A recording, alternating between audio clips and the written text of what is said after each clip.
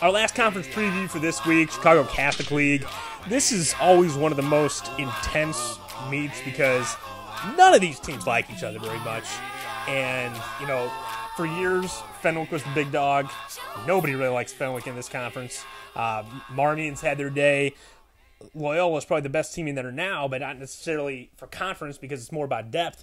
A team that hasn't got talked about really at all on our show, Marmion, is probably the favorite going into this meet. Yeah, they might not have a ton of studs. They might not score a single point at the state meet, but they ended up beating Loyola in the dual meet. Right. You know, and so it shows they have a lot of depth. Yeah. And at conference level, if you have that depth, if you can just eat away at those second and thirds or even third and fourths all the way through every single event, and you know, a couple top relays. They're not going to win any relays, but I think it's second or third in every single relay. It'll win you a lot of conference meets. Yeah, they're definitely going to be looking to try to win conference. So Loyola, the favorite to do things later on, but you know, they're only looking at like 3 or 4 guys that are really studs. And 3 are definitely good, and then, you know, a couple guys after that can score some points. Especially like all their top swimmers sort of swim the same things. And you talk about Pasquisi, 200-100. Jovanovic is a sprinter, although he could probably win swim the IM and backstroke or even breaststroke. I mean, the kid could probably win any event he wanted at the whole meet. So it's definitely going to be a game of what can we put him in to win that won't knock any of our guys down. That's a weapon. And also Pasquisi. Pasquisi's a decent backstroker. So maybe you say, can Rahill win the 50-100? And so Pasquisi goes 200 backstroke.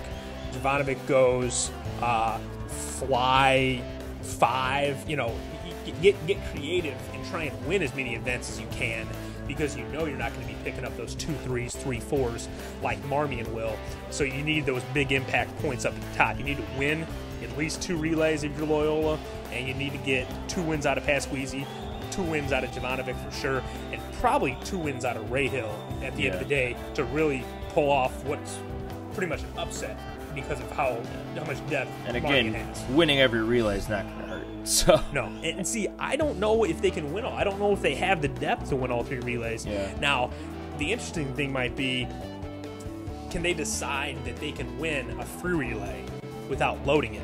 Yeah, and put Jovanovic on a medley. Yeah, and load up the medley, because you know they're not going to. I don't even know if they can get 3rd in the medley.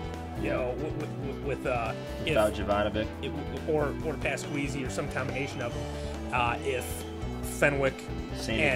Ignatius, and Marmion are all loading the medley, they could get 4th place in the medley. Right, and so yeah, St. Ignatius and Fenwick, they both have a couple sprinters here or there, and then obviously Cherish is going to do some good things with the breaststroke, IM, but and that's probably the most important thing for Loyola is to try and predict what the Fenwick studs are going to do, which mostly are going to be sprint freestylers, and then also what the Cherishes and the couple Ignatius studs, Juarez, are going to do to say, okay, we don't need our studs in those events because those guys are going to knock down some Marmion guys. Take down Marmion, yeah, exactly. So it's going to be about whether or not the Ignatius and Fenwick guys can take down Marmion for Loyola to do it, or for Marmion to win, can these Ignatius or Fenwick guys take down Rahill or some of the better swimmers that aren't Jovanovic and Pasquisi. So those are the major things. We're going to go to a quick break here.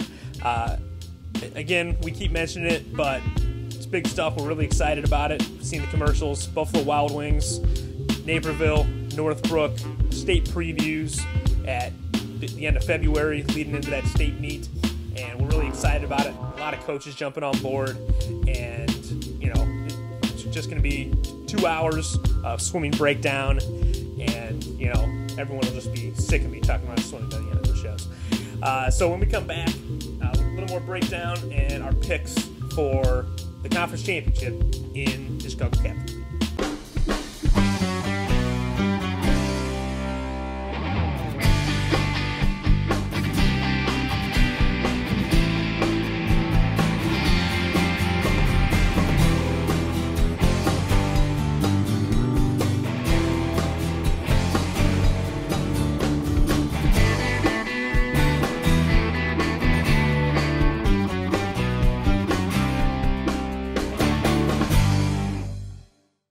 Welcome back in. IllinoisPrep.com, Chicago Catholic League breakdown.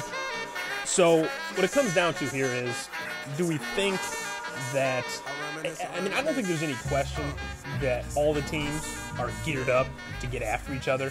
I think this conference, because there are, a lot, basically 4 programs, 3, especially Marmion, Fenwick, and Loyola, who've all been elite at one point or another, and the other Ignatius, which is trying to get there. They're actually one of their best teams they've had in a long time, with Cherish leading the way.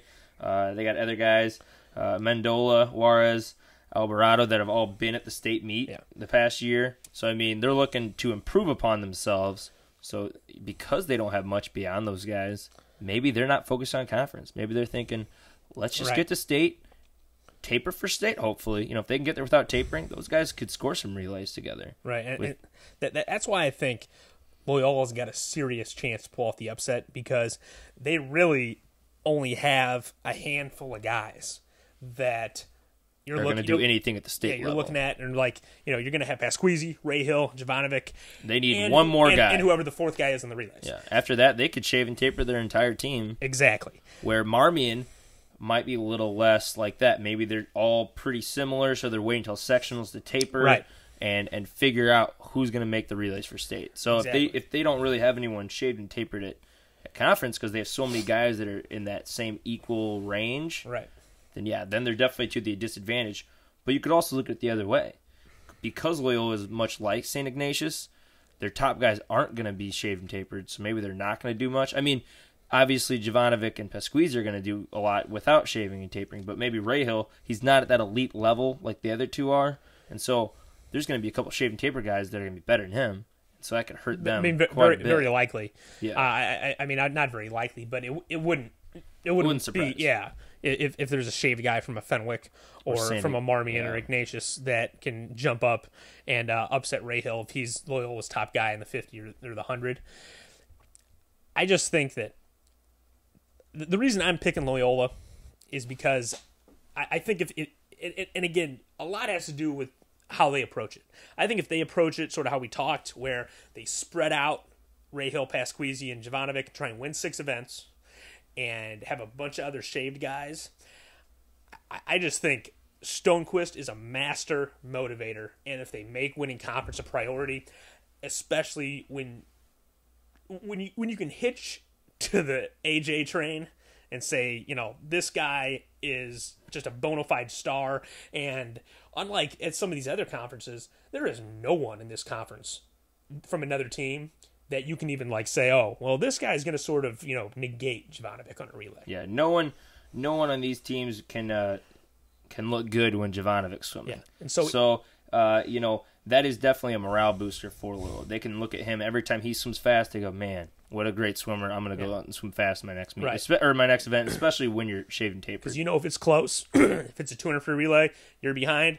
He can go out and pop a 20.9 or something, and or he can go out and pop a 46 flat on the end of a 400 relay. And there's definitely no one else in that range in this group. So you have Loyola. Yeah. I'm actually going to pick the other team. I'm going to go with Marmion. They're sort of untested besides beating them in the dual meet. I haven't really seen them at an invite doing much. So I'm kind of excited to see what they can do at conference. Yeah. I feel like they know that they can't get it done at state like Loyola can. So why not, just like kind of Naperville North, why not try to get it done here? Shave and taper, maybe a couple of guys that maybe could do something or at least get to state, but let's shave and taper them here to try to win conference, and we'll still let them go on.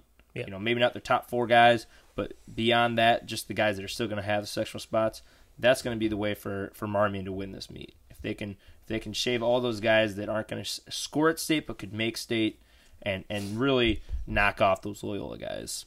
Yeah, it could be interesting. That there's probably more different things that could happen at this conference meet than any of the other ones that we talked about, and that's what makes the Catholic League so interesting every year, because you got 4 teams that all think that they should be elite and should potentially be winning this conference meet every year, which is probably unlike almost any conference in the state.